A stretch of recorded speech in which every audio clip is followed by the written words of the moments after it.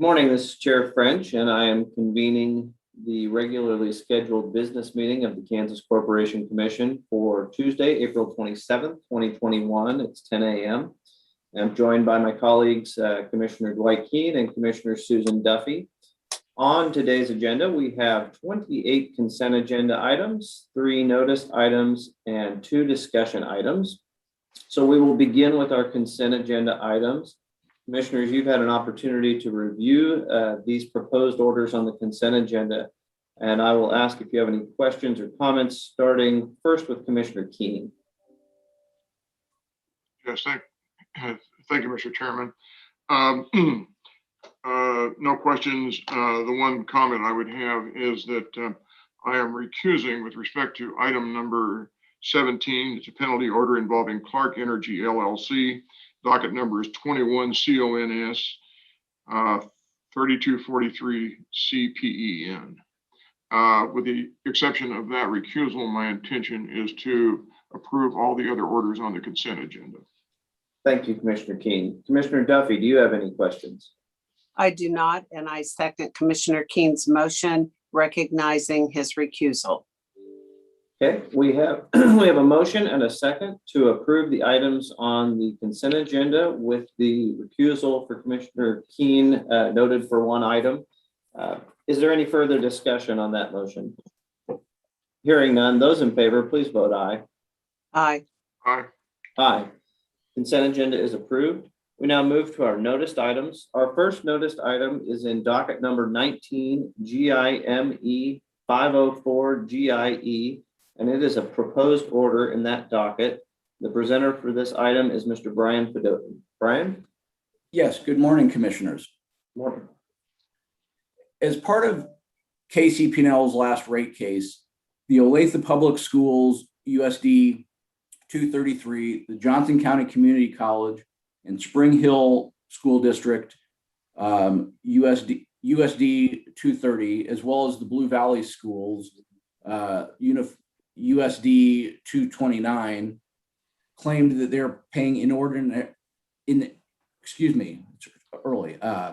paying inordinately high rates for electric service and sought a separate schools only tariff and to become their own separate customer class for rate purposes. As part of the order approving the unanimous settlement agreement in that rate case, the commission agreed to open a general investigation regarding a school tariff.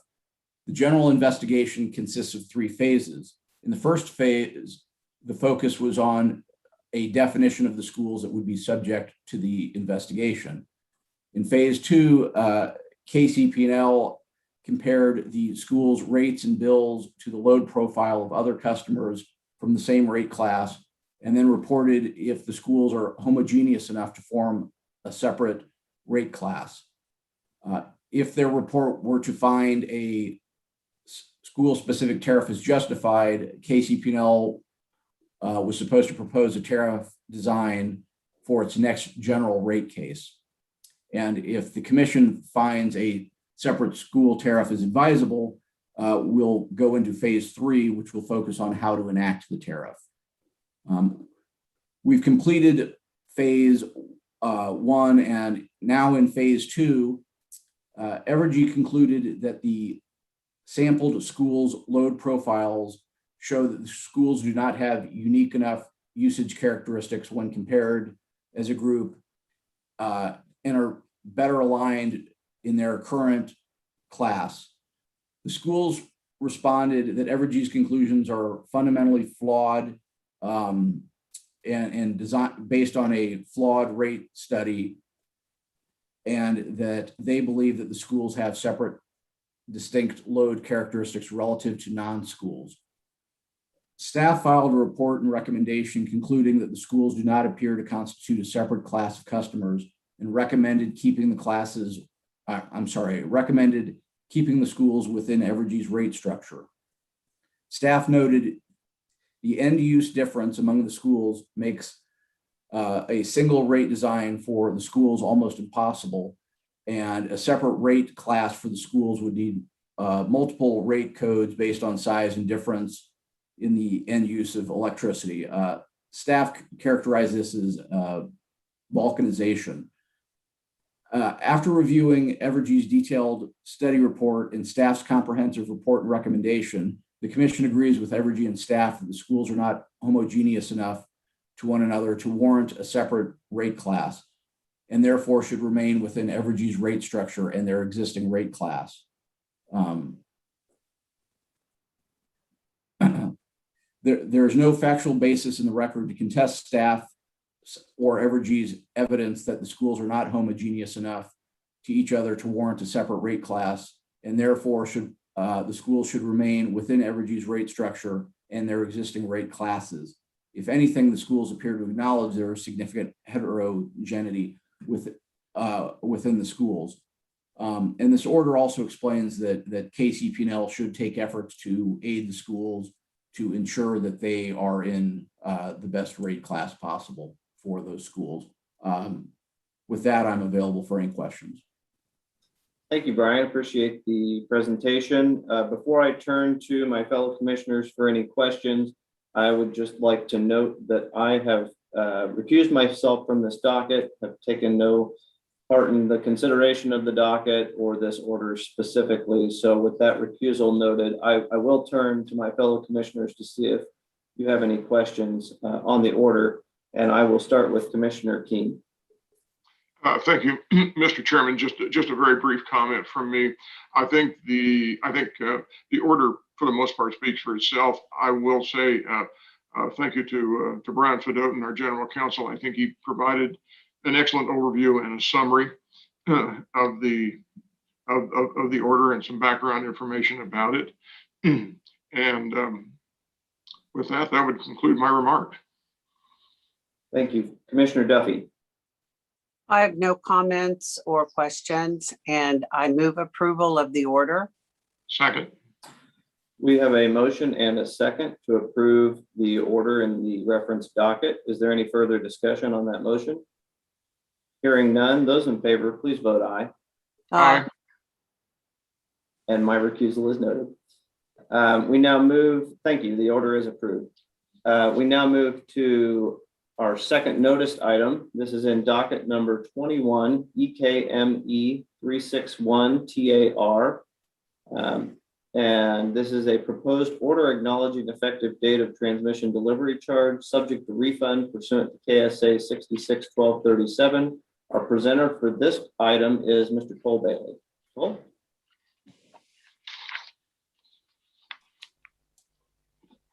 Good morning, commissioners. Can you hear me? I'm having a little trouble. It just said. We can hear you. Okay, thank you. All right. Yeah, on March 19th, 2021, Evergy Kansas Metro filed an application with the commission for approval to implement changes in its transmission delivery charge rate. For approval to implement changes in the charges, the effective date would be May 1, 2021. In KSA 66-1237C, all transmission related costs incurred by an electric public utility which resulted from a body with regulatory authority over transmission matters are conclusively presumed prudent.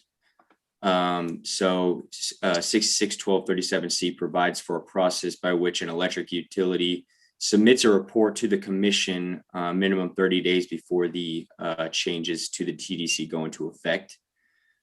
These changes on Evergy's TDC would decrease the transmission related portion of a residential customer's bill from 0.00669 per kilowatt hour to 0.00626 per kilowatt hour.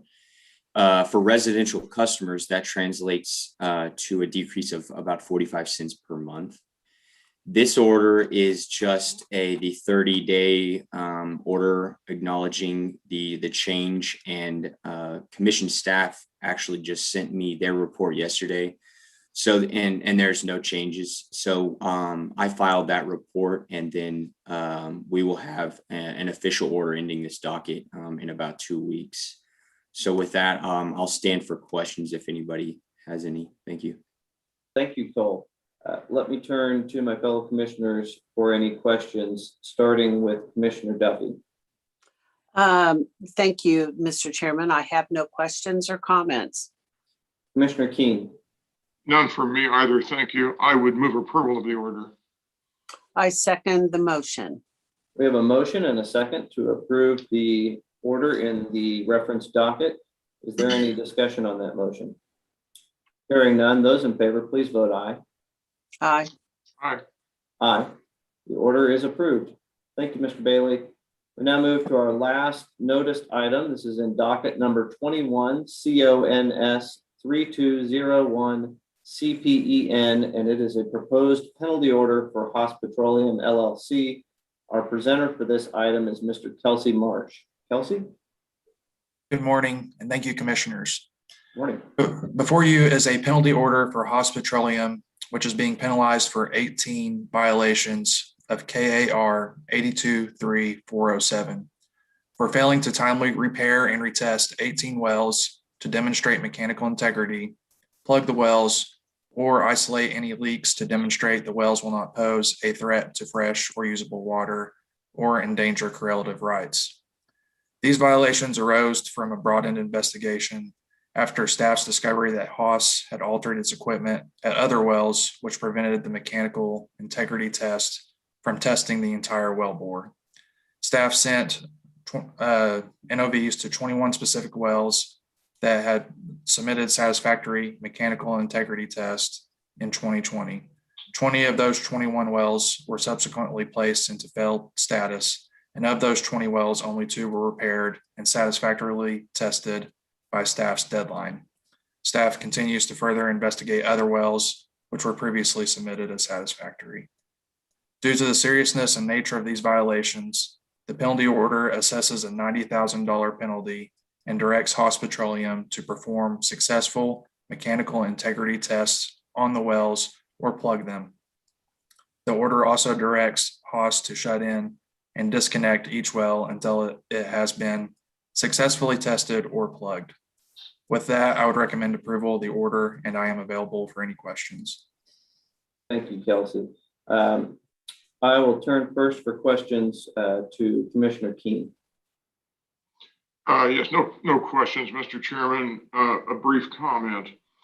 In essence, I mean, I genuinely believe that the order in this instance speaks for itself. It catalogs a number of really serious violations of our regulations. I think the penalty in this instance is necessary and appropriate under the circumstances. A major concern I have that isn't tangential to this entire issue is the fact that this operator is responsible for over 1,500 wells. And I think, as I say, the penalty in this instance reflects the gravity of the violations, and I think is most appropriate. I commend our staff, certainly our district staff out in the field, for all the work that they conducted in making an investigation into this matter as a lead up to this order. Thank you, Mr. Chairman. Thank you, Commissioner Keen. Commissioner Duffy. Thank you. First off, I want to commend staff. It would have been easy to stand back and just on the face of it, it looked good. This staff used his skill, his knowledge, and his curiosity to take a second look. And once he found something, he began to pull on the thread, as it were. Thankfully, he did that. On the other end, with this operator, this is so disappointing. I mean, and it's shocking, absolutely shocking. And I cannot understand, seriously, why somebody would risk their livelihood to try and defraud the government in this way. And I am glad a full investigation is underway with this operator, and hopefully we will not uncover more. But I believe the penalty is absolutely on target and represents what I think our feeling in terms of of the significance of the MITs, how important they are, and the fact that this occurred just is played out in the penalty. So with that, Mr. Chairman, I will move approval of the order. Second. Thank you. Well, I don't have anything further to add beyond the comments of my fellow commissioners. So with that, we have a motion and a second to approve the described order. Is there any further discussion on that motion? Hearing none, those in favor, please vote aye. Aye. Aye. Aye. The order is approved. Thank you, Kelsey. We will now move to the first of our discussion items, and the first item is a Federal Energy Regulatory Commission matter, FERC docket number ER 21-1676. And our presenter for this item is again Mr. Cole Bailey. Cole? Thank you. So this is a motion before you to file a intervention and file comments in this docket. This was filed on April 14th, 2021. The Southwest Power Pool, SPP, submitted revisions to its open access tariff to establish cost allocation waiver process through which remaining costs for one or more specific projects between 100 kV and 300 kV can be fully allocated prospectively on a region-wide basis. And so what that means, SPP transmission allocation is allocated by voltage level. So 300 kV and above is allocated on the region. Between 300 and 100, it's allocated 33% to the region and 67% to the local zone where the transmission facility is located. And then below 100 kV is 100% allocated to the local transmission where the transmission facility is located. And this waiver is really to solve a problem where Kansas sees a lot of it.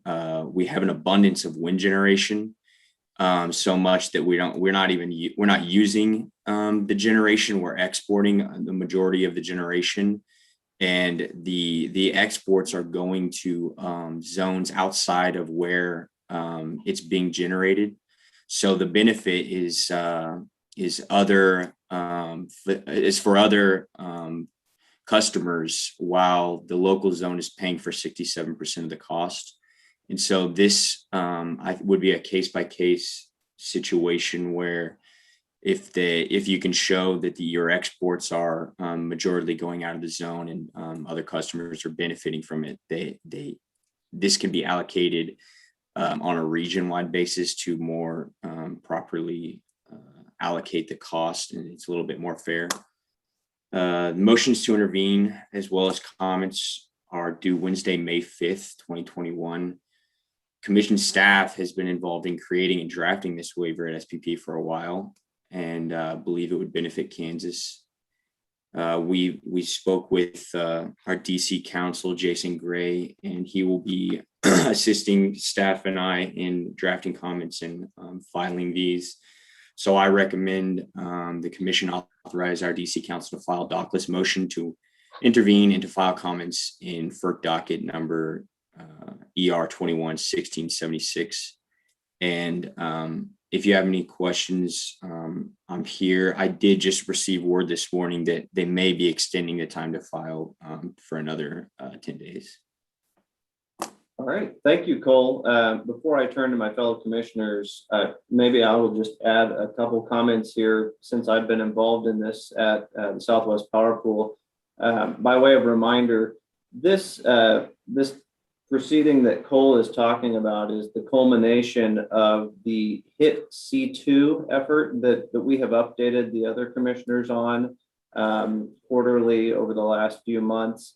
And as Cole said, it's a waiver process. It's a one-off application process or case-by-case application process where the utilities can ask or have the ability to demonstrate that certain facilities are not being used to support their local zone, that they are being used to export power to other zones or throughout the region. And if they can make that demonstration, then the costs of those facilities could be allocated throughout the region. So I just want to say that this has sort of been a process that's a long time coming. Former Commissioner Albrecht was instrumental in serving on the task force that first came up with this proposal at Southwest Power Pool. Former KCC staffer Christine Arnis played a very large part in developing this policy. She drafted the initial white paper that described and supported the need for this process. And then, you know, I came on and played my part at the very end, and supported this through the stakeholder process, and also participated in some pre-filing meetings at the Federal Energy Regulatory Commission to support this. So I want to make clear that our activities as an agency, we have supported this proposal all the way through the SPP stakeholder process. And from a personal standpoint, I do think this is a good policy, something that can be used to more equitably spread the costs around the region.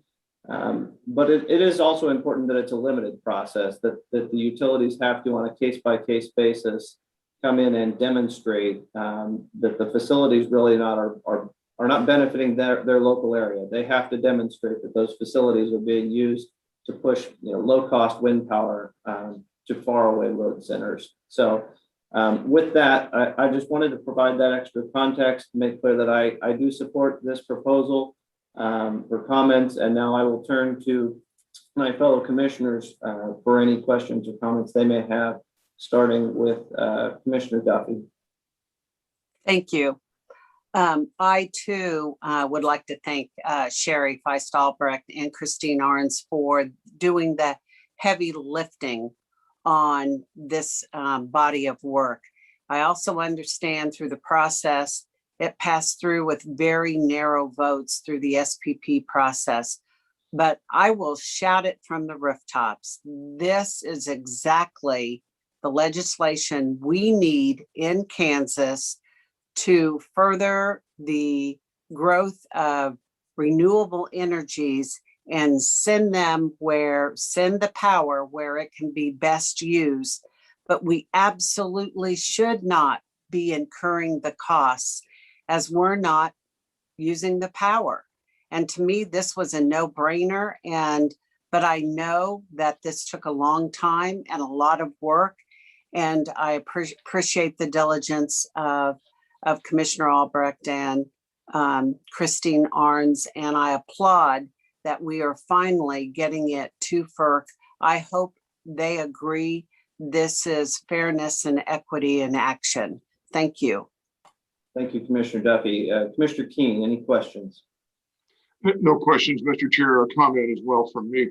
I would subscribe fully to the observations and remarks of my two fellow commissioners. I would specifically want to also thank former Commissioner Albrecht and Christine Arns as well for the work that they put in on this effort.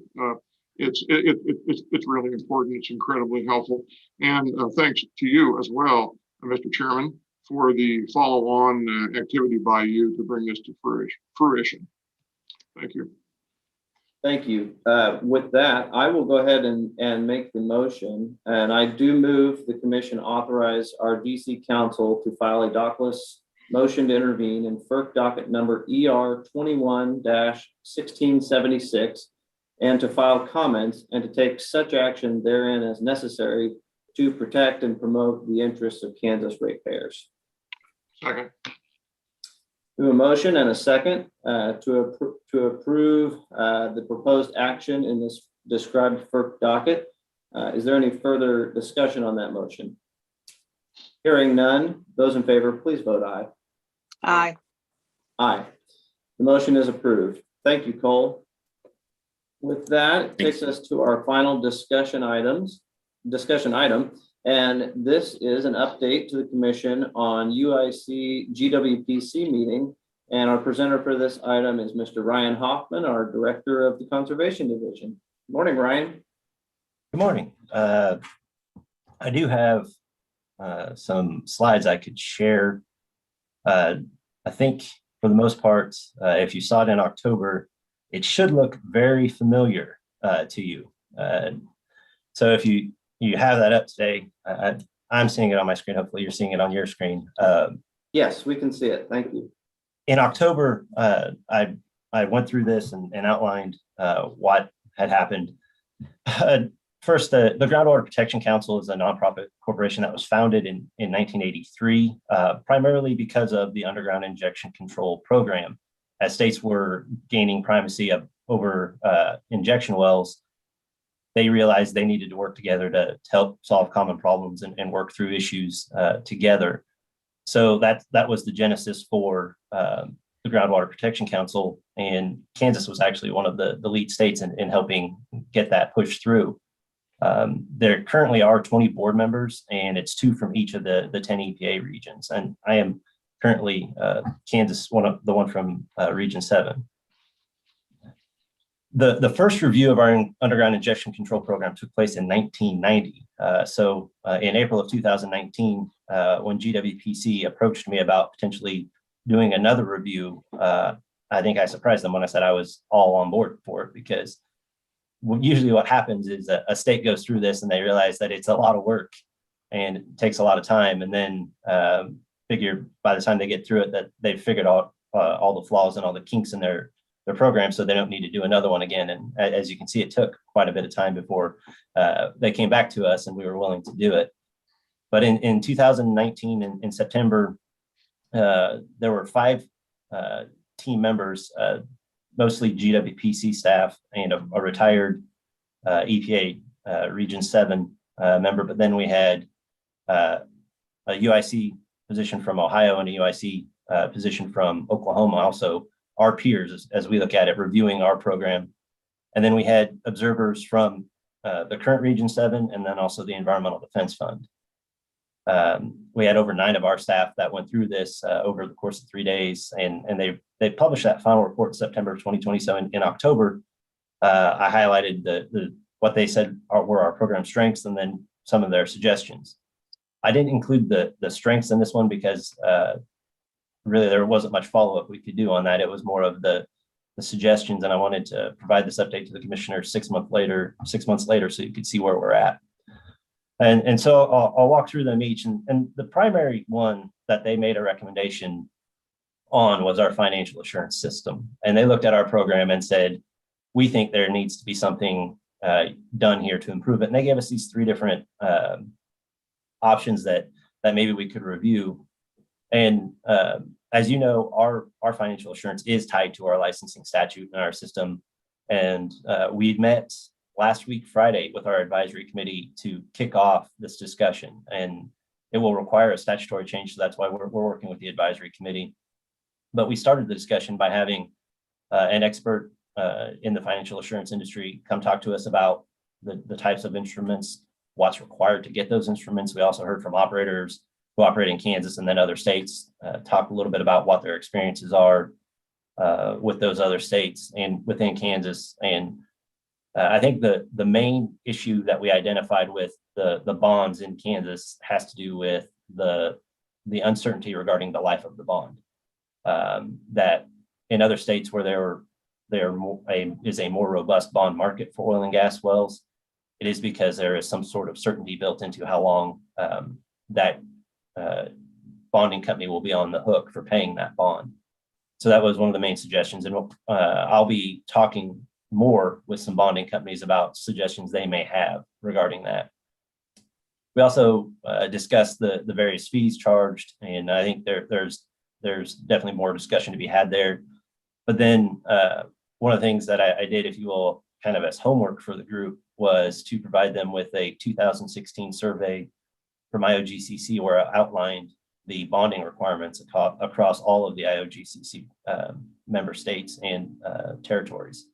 So, or provinces, I should say, our Canadian members are provinces. So I said, look at those.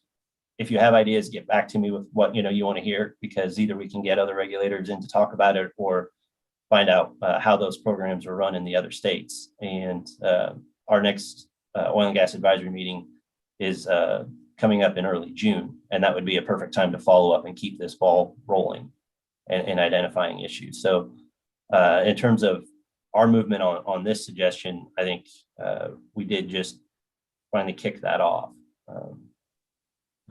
With regard to the next one, it was basically that we continue to put emphasis on our online filing and our well database system. And they wanted us to fully incorporate all of the injection well activities. And I can say that as of now, the well testing and reporting are fully integrated. The permitting is in discussion for our MOU for programming going forward for the next fiscal year. And then field inspections will probably be a little bit more complicated because that will have to do with our well database, but we have had that initial meeting and we've provided a copy of essentially of our database to Groundwater Protection Council, and they are looking at options. I would say the most cost-effective options for us to sort of piggyback off of what some other states have already incorporated and find a way to make it work in Kansas. So that one we have also moved forward on. The next one is probably the hardest one to report any kind of progress on, and essentially that's because I think our technical staff didn't view this as necessarily something that was a big priority for our program the way that the review team did. And the review team made it very clear when they made this and that this is something they recommend regardless of the jurisdiction they're reviewing, that it wouldn't have mattered what other system we have. This is something that was going to be in our report.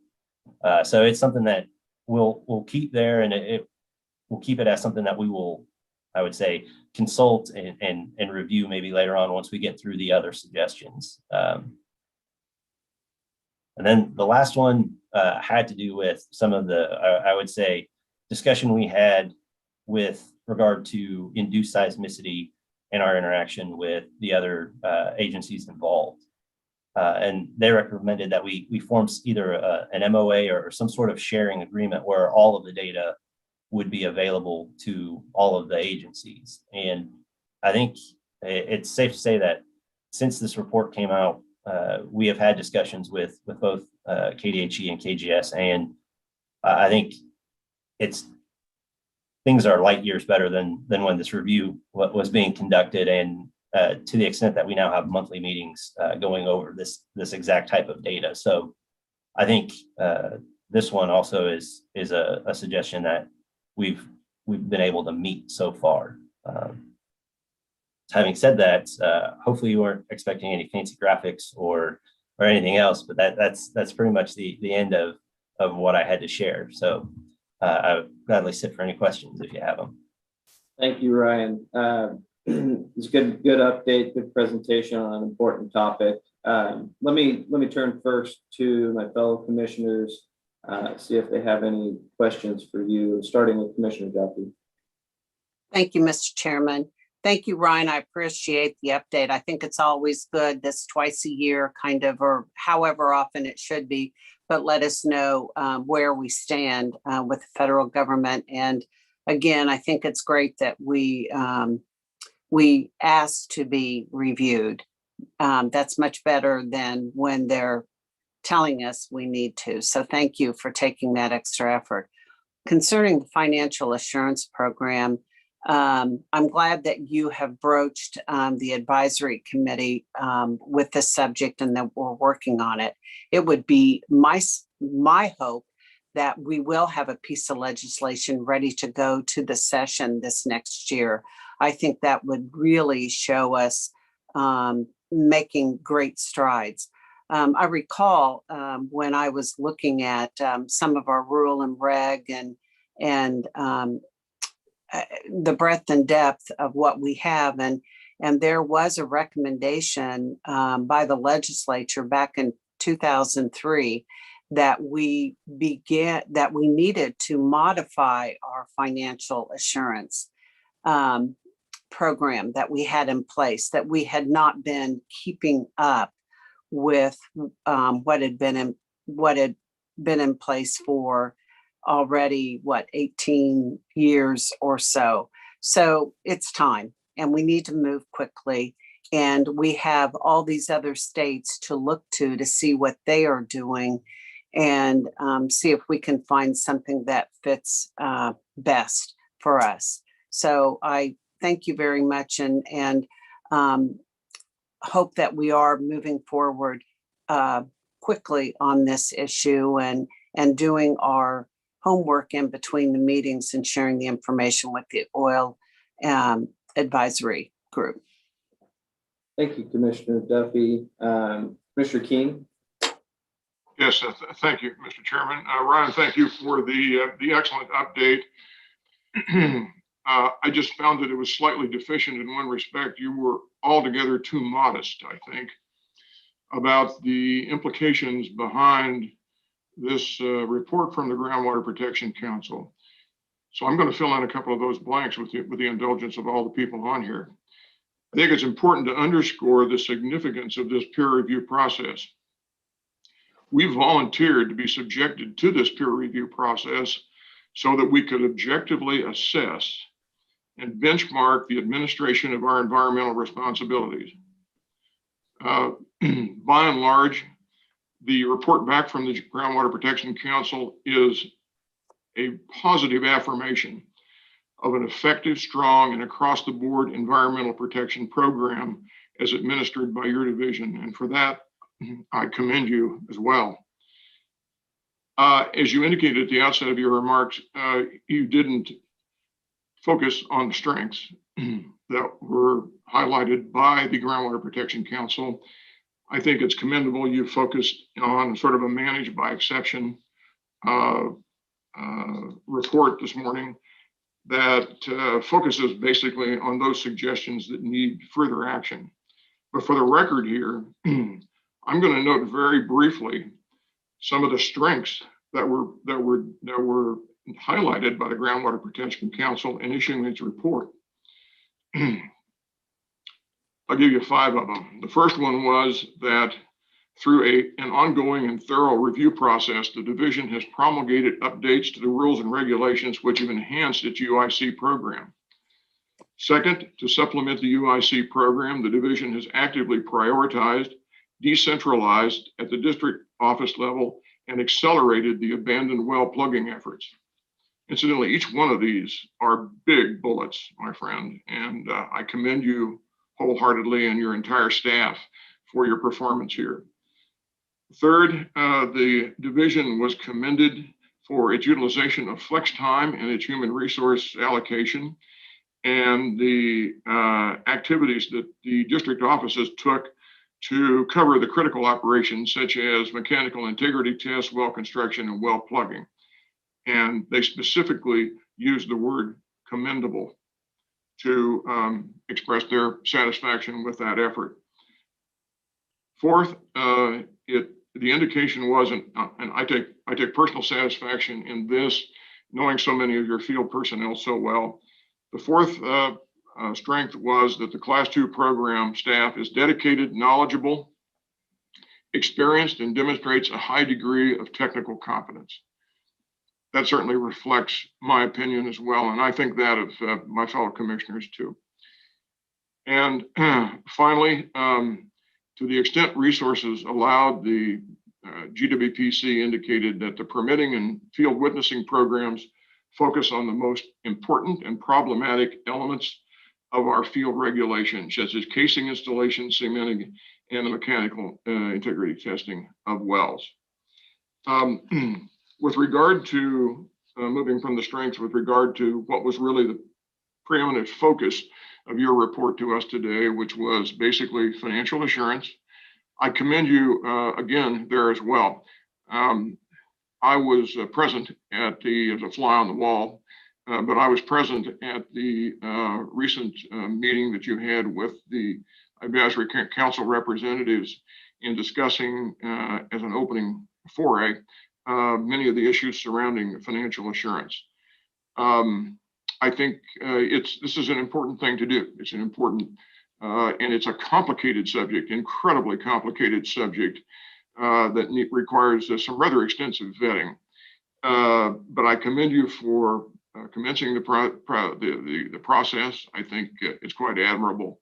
I would note here in my review in anticipation of your remarks this morning, looking back through the totality of the executive summary from the GWPC, that as you, with the rare exceptions that you've already noted, virtually all of the suggestions are either in place now or they're works in process. And so, as I say, given the fact that we voluntarily subjected ourselves to this, this isn't something that every state is willing to do. But you were willing to do this in the interest of good government. And for that, again, I'm overusing the word, but I really don't care. I commend you wholeheartedly, Brian, for your efforts and your professionalism in serving as as the head and the division head of the Conservation Division. Thank you.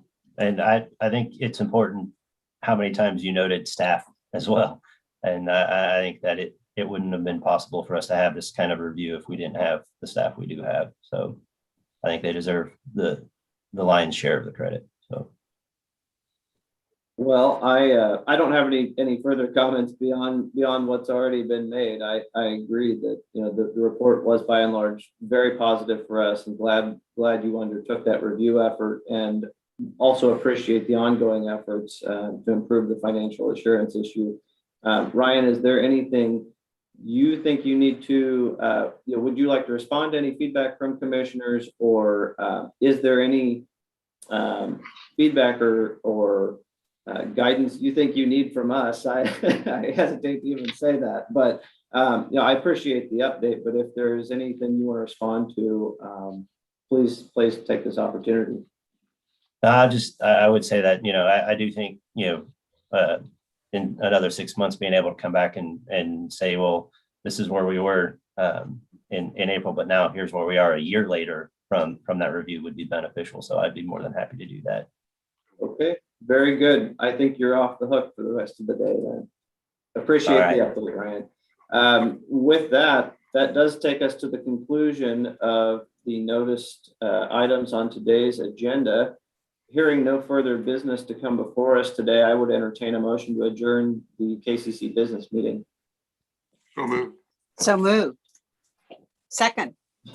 We have a motion and a second to adjourn the business meeting. Those in favor, please vote aye. Aye.